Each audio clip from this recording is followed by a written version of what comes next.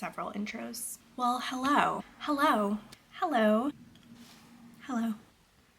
Well, hello. Nice of you to drop in today. This video is going to be my February to be read TBR list. Books that I am planning to read in the upcoming month. I have them right here. 1, 2, 3, 4, 5, 6, 7. That's kind of a lot for me. I don't know what I'm doing to myself. So let's get into it. So the first book that I hope to finish in February is one that I started in January, have not completed it yet. I'm on page 312 of 1,000. And that is The Way of Kings by Brandon Sanderson.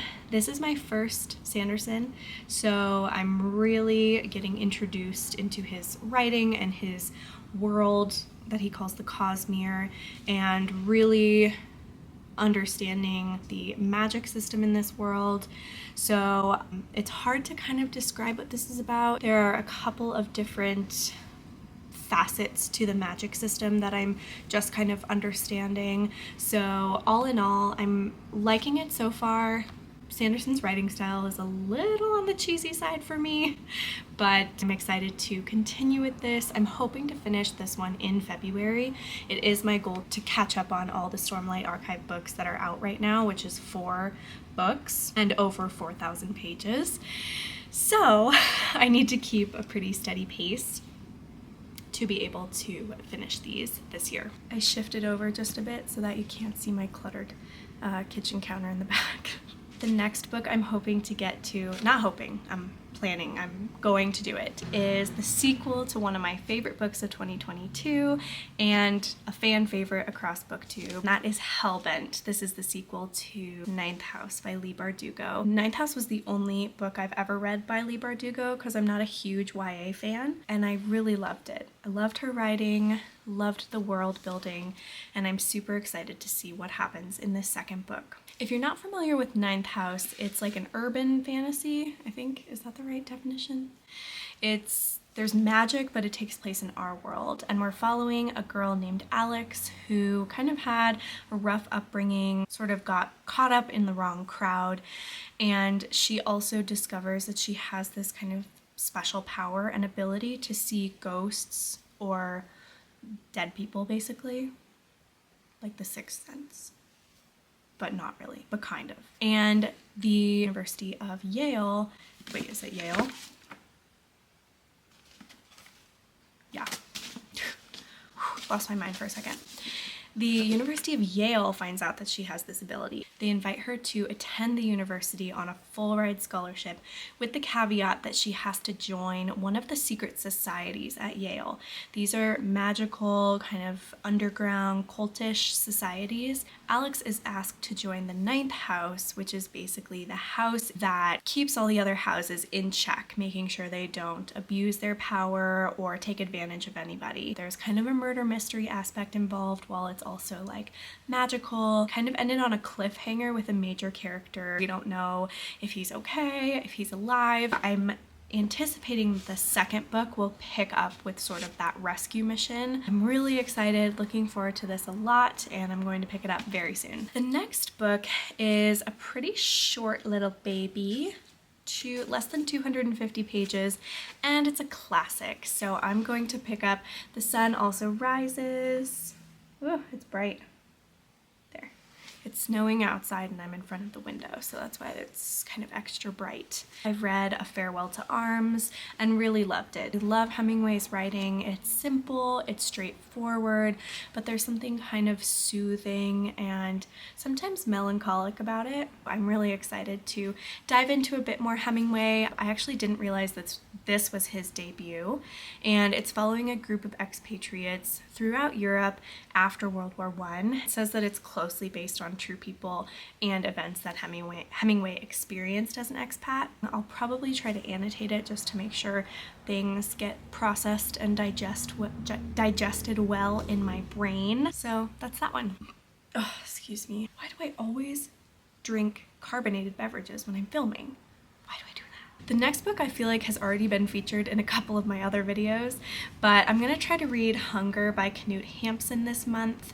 This was a book that I saw on Anna Wallace Johnson's channel. It was one of her favorites of 2022, and I'm just really curious about it. It was published in Norway at the end of the 1800s, and the premise is pretty vague and ambiguous. A searing excursion into the realm of the irrational, contemptuous of novels of his time and what he saw as their stereotypical plots and empty characters.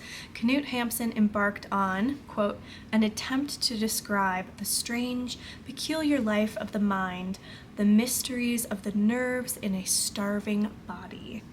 That just did something for me. I'm ready to dive into this and understand what it's all about. The next book is actually another one that I purchased when I bought Hunger, and that is Chouette. I'm not going to analyze my pronunciations today. We don't have time for that. This very short novel is about a woman who is pregnant, and she believes that the baby is part owl. Just that premise alone, a woman who thinks her baby is part owl, I could just see that going in so many directions. So I'm so curious, and I'm just really excited to dive into this one. So yeah. Hi, Cricky. What a good baby. Okay. TBR. TBR. TBR. TBR. La la la.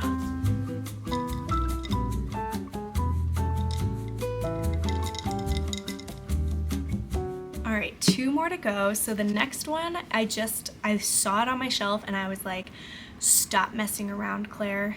It's time. Just stop it. That's what I said to myself. It is time. I am not putting it off any longer. I am going to dive into Joe Abercrombie's work. I have a lot of these epic fantasy books and a lot of firsts in series that have just been staring at me for 2, 3, 6 months, and it's just time to dive into them. So I think that Joe Abercrombie writes grimdark fantasy. So there's a lot of morally ambiguous characters. You don't know if they're good or bad.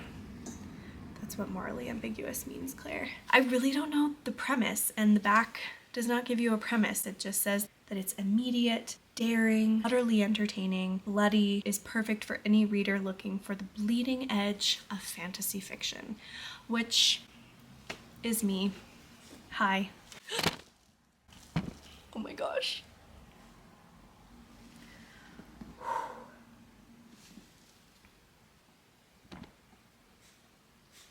That was very scary. This one is not too long, even though it looks big. It's just over 500. This one is just over 500 pages, so I'm not too scared by that. I'm hoping that it's just super engrossing and I fly right through it. The very last book on my February list is The Parable of the Sower. Oh, actually, there's no "the" at the beginning. It's just Parable of the Sower. Crazy. This is kind of a classic dystopian sci-fi. I think it was written in the 90s. I've definitely heard about it a lot. A lot of people on BookTube really like it. This will be my first Octavia E. Butler novel. I've definitely wanted to get to her for a while. I think I kind of started hearing about her in like high school or something. Is that right? How old am I? Anyways, so this is basically like a dystopian future where there's like a major economic crisis, global climate change is kind of just destroying the world, and a young girl named Lauren lives inside a safe gated community in California with her family, and she suffers from this disease called hyperempathy, which is a sensitivity to other people's emotions. It kind of leaves her vulnerable, which is a big problem and a big risk. She's also sort of becoming this leader for her community and trying to make sure that they all survive this crisis. I'm very excited and curious and intrigued and all the adjectives, and I can't wait to let you know my thoughts at the end of February. I didn't think that actually happened to people, and now it's happened to me like 4 times a day. Okay, So here is my list for February. This is definitely, I'm not gonna lie, this is a pretty ambitious list for me. I'm on the slower side as a reader, but I'm hopeful and I'm ready to invest a lot of time into my reading for February. So I'm hoping that I get to a lot of these or all of them.